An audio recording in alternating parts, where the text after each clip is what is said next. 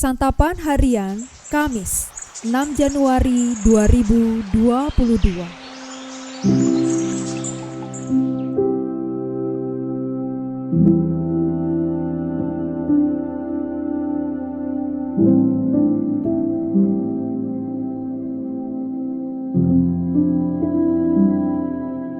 Inilah program Santapan Harian, sebuah program yang mengajak Anda menelusuri isi Alkitab, agar Anda menemukan makna firman Tuhan sesuai dengan konteksnya. Santapan Harian tertuju bagi Anda yang ingin memiliki kehidupan rohani yang segar, kuat, dan sigap.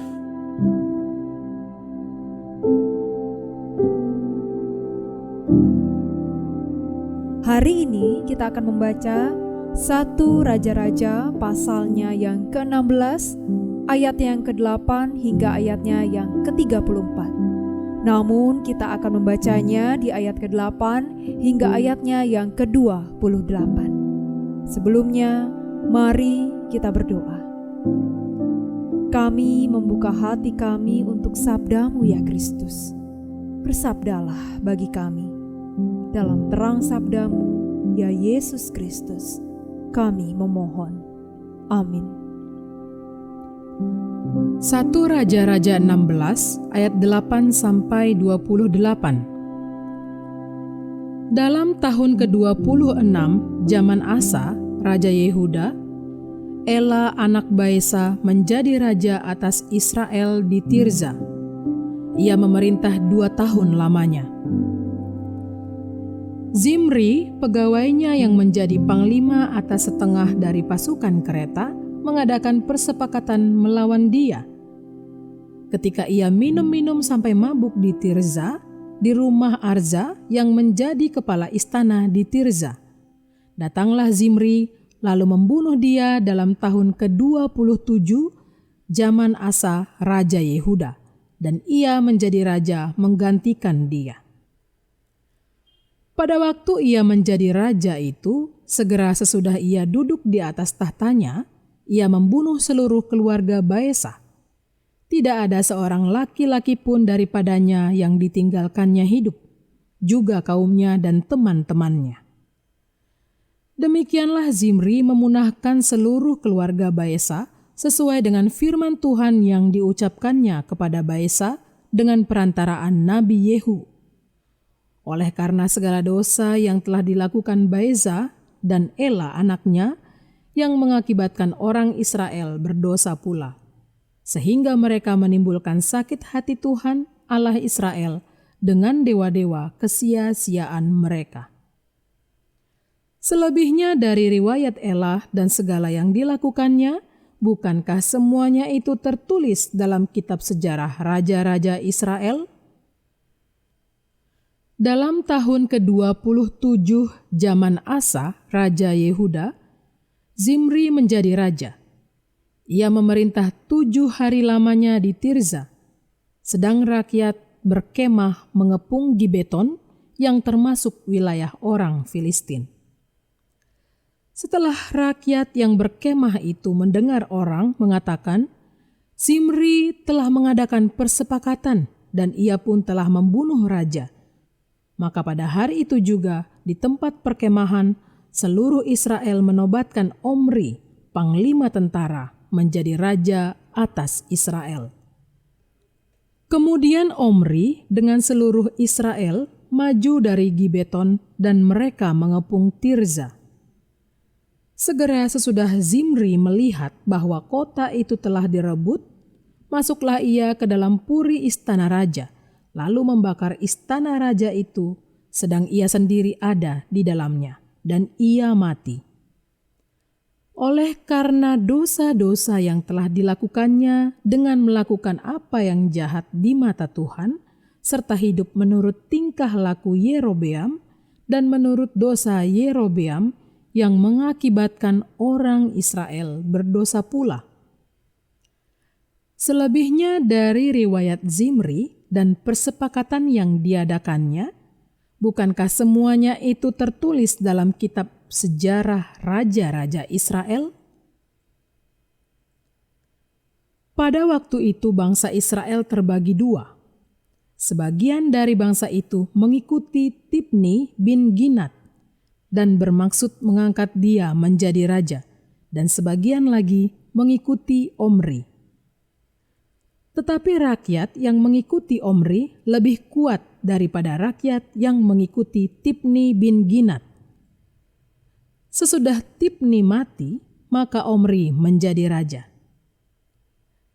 Dalam tahun ke-31 zaman Asa, Raja Yehuda, Omri menjadi raja atas Israel dan ia memerintah 12 tahun lamanya.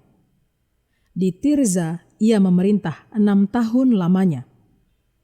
Kemudian ia membeli gunung Samaria daripada Semer dengan 2 talenta perak.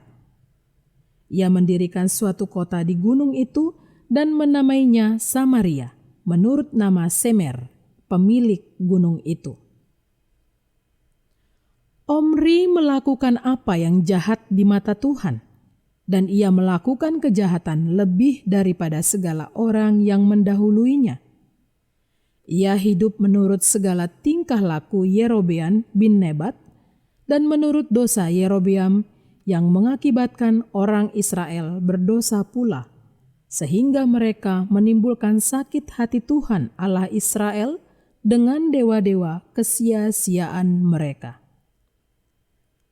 Selebihnya dari riwayat Omri, apa yang dilakukannya dan kepahlawanannya, bukankah semuanya itu tertulis dalam kitab sejarah Raja-Raja Israel? Kemudian Omri mendapat perhentian bersama-sama dengan nenek moyangnya, dan ia dikuburkan di Samaria.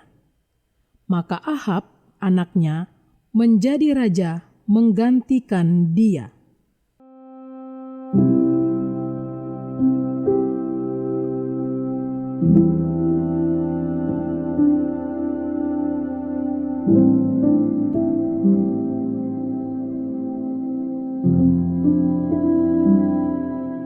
Sahabat Santapan Harian, apa arti orang lain bagi kita?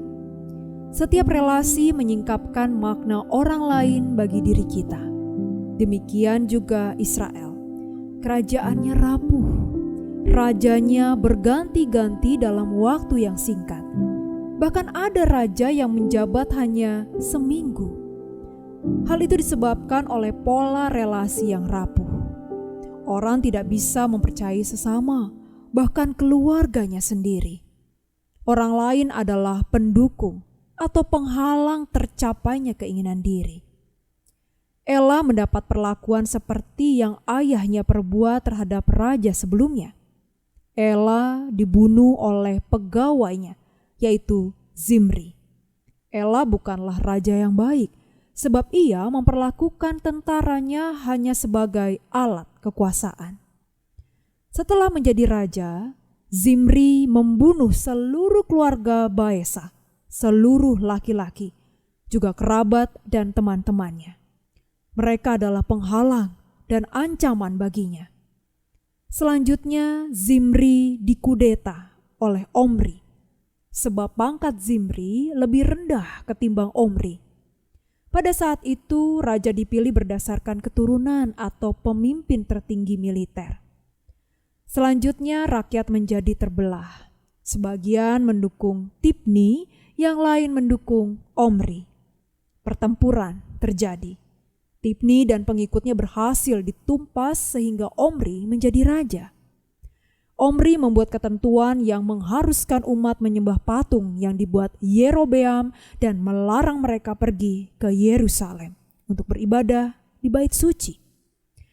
Kelak Ahab, anaknya, menikah dengan Isabel yang menjadikan penyembahan Baal sebagai agama nasional.